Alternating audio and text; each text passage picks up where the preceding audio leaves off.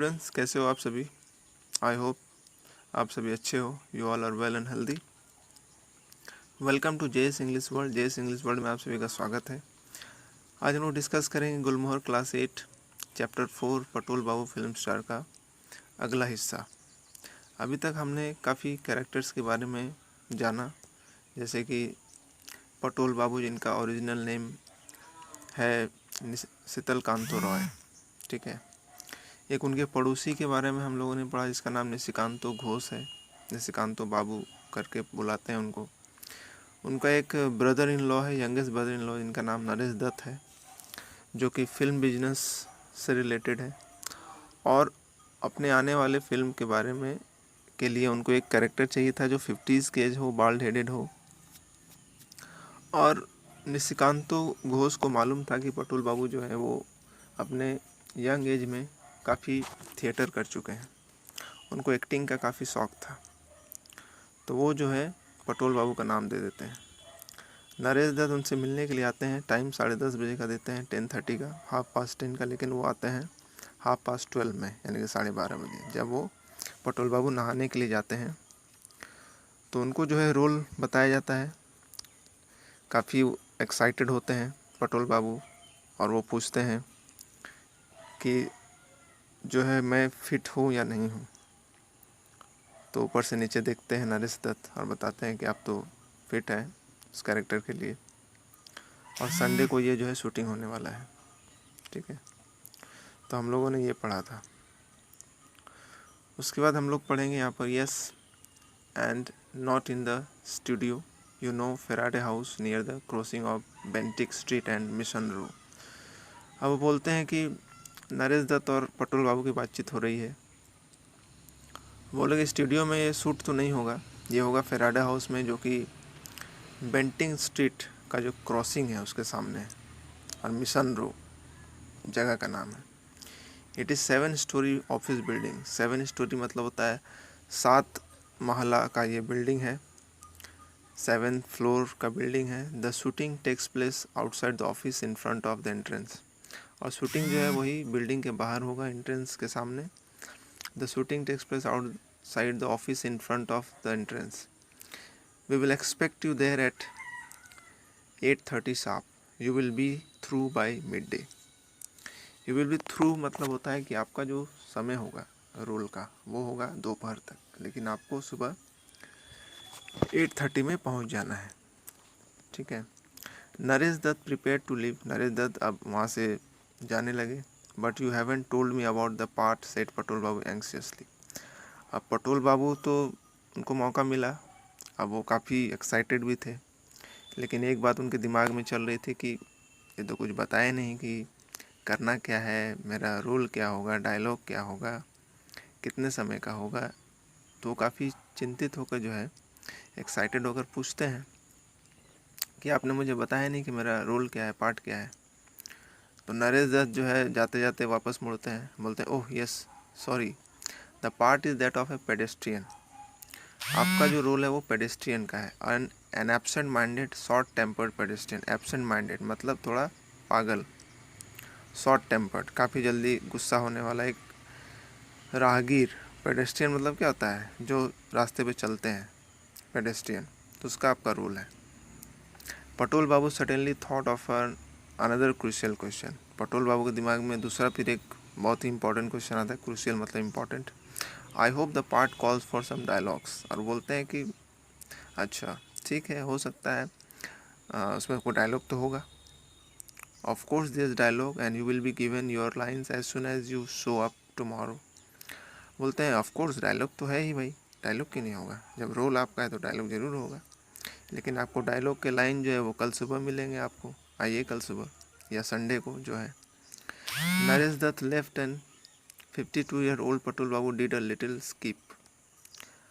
अब जैसे नरेश दत्त वहाँ से निकले तो 52 ईयर्स ओल्ड जो पटोल बाबू थे वो उछलने लगे, काफ़ी खुश थे वो। He felt as if he had been born again. और उनको ऐसा लगने लगा कि उनका फिर से नया जन्म हुआ है। The next day Patol Babu arrived at Faraday House on time. अगले दिन पटोल बाबू जो है टाइम पे पहुंच गए, 8:30 का टाइम था। There was a big crowd outside the building Patol Babu suddenly felt a little nervous. काफ़ी भीड़ थी बिल्डिंग के बाहर, फैराडे हाउस जो बिल्डिंग था उसकी काफ़ी भीड़ थी। वो देख कर जो है नर्वस हो गए। इतने सारी भीड़ तो उतना गांव वगैरह में होती नहीं थी जहां वो नाटक किया करते थे। With a slight tremor in his heart. Slight tremor in his heart मतलब होता है कि trembling because he was nervous, मतलब वो नर्वस से थे, वो काँपने लगे थे, ऐसा कुछ उनके साथ हो रहा था। ये advance towards the entrance. Advance मतलब होता है प्रोग्रेस्ड, वो आगे बढ़े, एंट्रेंस की तरफ वो आगे बढ़े। Naresh Dutt came up to him with tea in a small clay cup. Naresh Dutt जो है उनके सामने आए। एक क्ले कप मतलब होता है कि मिट्टी का जो है प्याला जो होता है उसमें चाय लेके आए। We are about to start, here you are sir, the hot tea will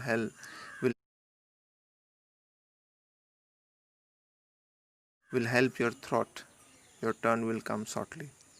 बोले कि ये लीजिए आपके लिए गरम गरम चाय है, ये आपके गले को जो है हेल्प करेगा, माने अच्छा डायलॉग डिलीवरी में आपको हेल्प करेगा। आपका जो बारी है, आपकी बारी, टर्न जो आपका है वो बहुत जल्दी आने वाला है। If you will let me have my lines now. फिर से पटोल बाबू जो पूछते हैं कि आप मुझे अपना मेरा लाइन तो बता दीजिए। Your lines, oh I say Shashanko, said Naresh Dutt to a young fellow in short sleeved shirt. एक दूसरा कैरेक्टर है शशांको जो कि डायलॉग राइटर है, उसको बुलाते हैं। वो मैंने उसकी तरफ इशारा करते हैं जो शॉर्ट स्लीव शर्ट में है वहाँ पर। This gentleman wants this line, why don't you write them down on a piece of paper and give it to him. तो जो है नरेश दत्त बुलाते हैं शशांको को, बोलते हैं कि ये जो है इनको लाइन चाहिए डायलॉग का, क्यों नहीं है तुम इसको एक पेपर पर लिख के दे देते हो। शशांको tore off a page from the notebook, scribbled something on it and handed it to him. अब जो है वो शशांको अपना नोटबुक से एक पेज जो है फाड़ता है और उसमें स्क्रिबल्ड मतलब होता है ऐसे ही लिख देना, ठीक है। जैसे मान लीजिए उसको क्या बोलना था, ओह बोलना था, ये लिख के उसको दे दिया, ठीक है, नोटबुक में। तो ये लिख के दे दिया। पटोल बाबू glanced at the paper and found that a single word had been scrawled on it. ओह, पटोल बाबू देखते हैं, ग्लांस मतलब टू का क्विक लुक, तो एक सिंगल वर्ड उनको दिखाई देता है। कौन सिंगल वर्ड था? जैसे मैंने अभी आपको लिखा, ओह, एक सिंगल वर्ड था, ऐसा लिखा हुआ।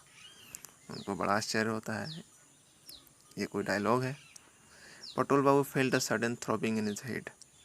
थ्रोबिंग मतलब एक तरह का उनको कन्फ्यूजन होने लगा, डर होने लगा, ये क्या डायलॉग है। Was the whole thing a gigantic hoax. Gigantic मतलब होता है बहुत विशाल, होअक्स मतलब होता है a trick played on someone to make fun of them. और उनको लगा कि मेरे साथ ये लोग मजाक कर रहे हैं। Had they wanted to make a laughing stock out of मी।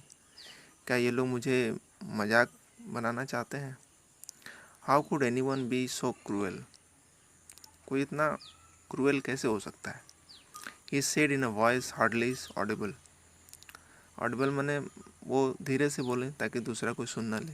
कैसे ये लोग जो इतना क्रूएल हो सकते हैं। How I find it rather strange, just oh, is that all I have to से।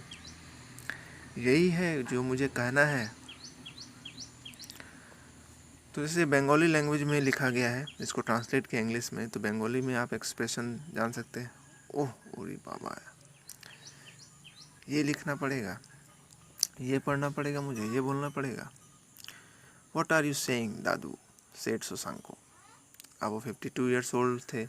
शशांको जो उसको दादू बुला रहे थे, दादू मतलब क्या होता है, ग्रैंडफादर, ठीक है। बंगाली में दादू मतलब ग्रैंडफादर होता है। You think that's nothing, why, this is a regular speaking part. अब वो उसको समझाते हैं, शशांको बोलते हैं आप क्या सोचते हैं, कुछ नहीं है, ये तो रेगुलर बोलने का है, ये speaking part in Warren Malik film. Warren Malik मैंने आपको बताया था कैरेक्टर में, बारेन मलिक जो डायरेक्टर थे उस फिल्म के, जिनका काफ़ी फिल्म हिट हुआ था, अभी 3 बैक टू बैक हिट वो दिए थे। What do you realize what that means? Why you are the luckiest of actors? बोलता आप तो बहुत लकी एक्टर है जो बारेन मलिक के मूवी में आपको रोल मिल रहा है और स्पीकिंग पार्ट मिल रहा है। बहुत मुश्किल होता है सब रोल मिलना। A young man Jyoti came up and put his hand on Patul Babu's shoulder and said, एक दूसरा एक आता है उसी फिल्म इंडस्ट्री से जुड़ा हुआ ज्योति नाम का, जो उसके कंधे पर हाथ रख के जो है बोलता है, listen dadu, I will tell you what you have to do. Chanchal Kumar is a rising young executive. अब वो उसको समझाने की कोशिश करते हैं, सुनिए आपको करना क्या है। चंचल कुमार जो कि एक राइजिंग स्टार है, मैंने आपको बताया मेन एक्टर लीड रोल में चंचल कुमार हैं। He is informed that an embezzlement has taken place in his office and he comes to find out what has happened. अब जो है वो ज्योति जो है उसको रोल समझा रहा है, ठीक है, रोल उसको समझा रहा है कि आपका रोल क्या है। एम्बेजलमेंट का मतलब होता है मिसयूज़ और theft of money belonging to the employer. मैंने कुछ जो है घपला हुआ है जिसको बोलते हैं हम लोग, ठीक है, पैसे का जो है घपला हुआ है, पैसे का कुछ प्रॉब्लम हुआ है। और ये चंचल कुमार जो है यंग एग्जीक्यूटिव हैं, वो काम करने वाले हैं। उनको जानकारी मिली कि उनके ऑफिस में एक बहुत बड़ा घपला हुआ है, एम्बेजलमेंट हुआ है, पैसे का जो है कुछ मिसयूज़ हुआ है। He comes to find out what has happened. Office पहुंचते हैं ये जानने के लिए कि हुआ क्या है। He gets out of his car and runs across the pavement towards the entrance. और वो काफ़ी गुस्से में है और वो जो है कार से उतरते हैं। पेमेंट मतलब होता है जो साइड वॉक होता है रोड पर,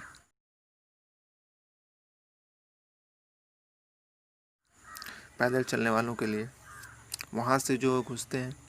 just then he collides with an absent minded pedestrian. और जैसे ही वो अपने कार से निकलते हैं,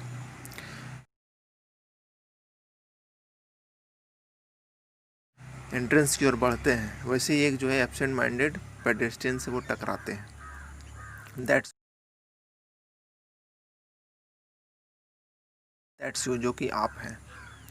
you are hurt in the head and say oh. आपको सर पे चोट लगेगी और आपकी मुंह से आवाज़ निकलेगी ओह।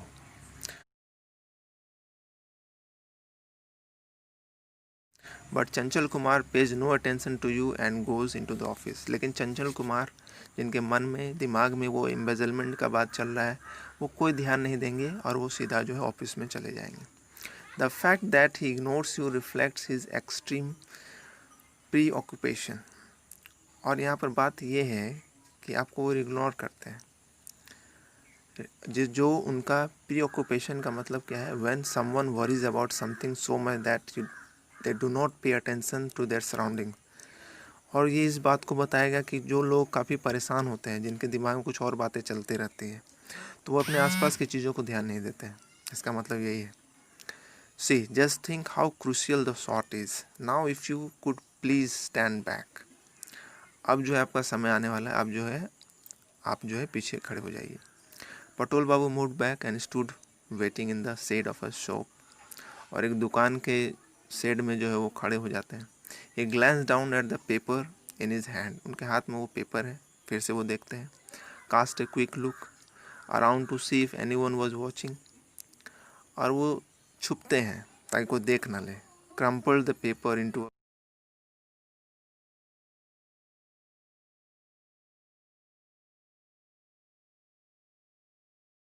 into a ball and threw it into the roadside drain.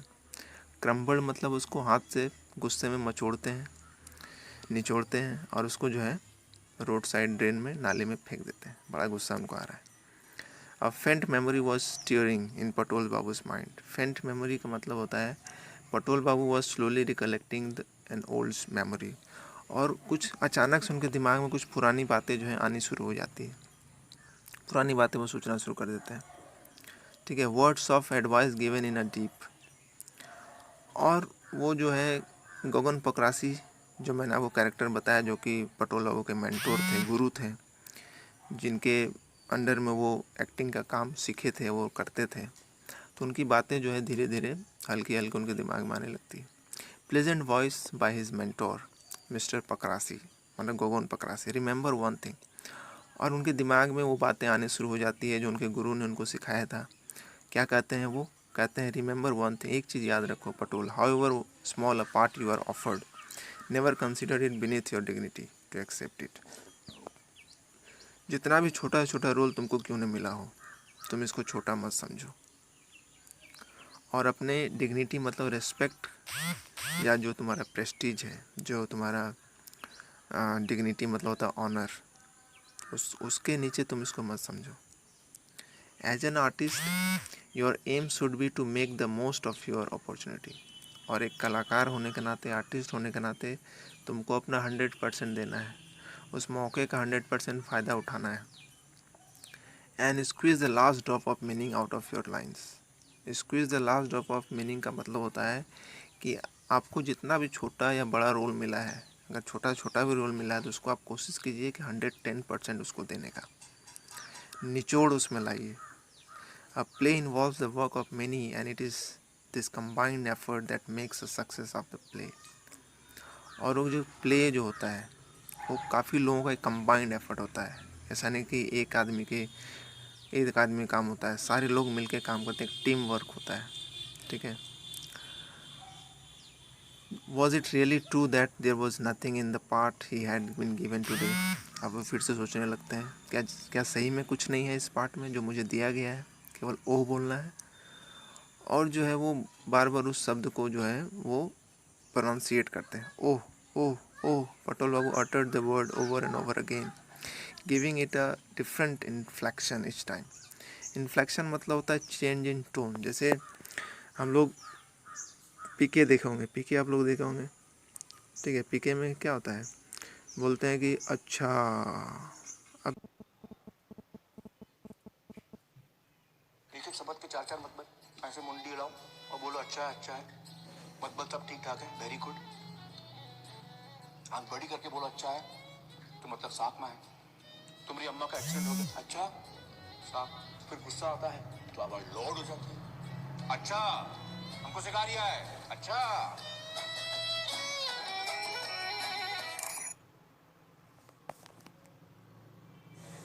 अभी अच्छा जो बोलते हैं वो दो सेंस में बोला जाता है। एक अच्छा मतलब चलो अच्छा है, और एक अच्छा मतलब आपको शक है। तो इस तरह का एक्सप्रेशन जो है आपको देना पड़ता है, किस तरह से इस वर्ड को प्रोनाउंसिएट किया जाए। एक कलाकार जो होता है, एक आर्टिस्ट जो होता है, उसमें निचोड़ डालता है, चाहे कितना छोटा भी क्यों ना डायलॉग हो, उसको 110-20% देने की कोशिश करता है। और बार बार वो जो है अपना टोन बदल कर उस वर्ड को प्रोनाउंसिएट करते हैं। After doing this a number of times he made an astonishing discovery. और बोलते बोलते जो है बहुत ही एक सरप्राइजिंग डिस्कवरी वो करते हैं। The same exclamation when spoken in different ways carry different sets of meaning. और जैसे कि मैंने आपको बताया कि अगर शब्द को अलग अलग तरीके से अगर आप प्रोनाउंसिएट करते हैं, एक्सक्लेम करते हैं, तो हर बार अलग अलग मीनिंग आता है, कैसे आप बोलते हैं। A man when hurt said oh in one way, oh, while sorrow brought out yet another kinda। In fact, there were so many kinds of ohs. The true actor could make a mark with this one single syllable। syllable मैंने आपको बताया, अगर किसी word में एक vowel है तो one syllable होगा। तो वो जो है कोशिश करते हैं कि किस तरह से इस वर्ड को बहुत अच्छे तरीके से इम्प्रेसिव वे में बोला जाए। ठीक है। तो हम इस पार्ट को यहीं पर एंड करते हैं। आशा करते हैं आपको ये बातें समझ में आ रही है। कुछ प्रॉब्लम है तो कमेंट बॉक्स में आप कीजिए। अच्छा लगे तो लाइक करिए, कमेंट करिए और अपने दोस्तों को शेयर कीजिए। Thank you for watching. Thank you.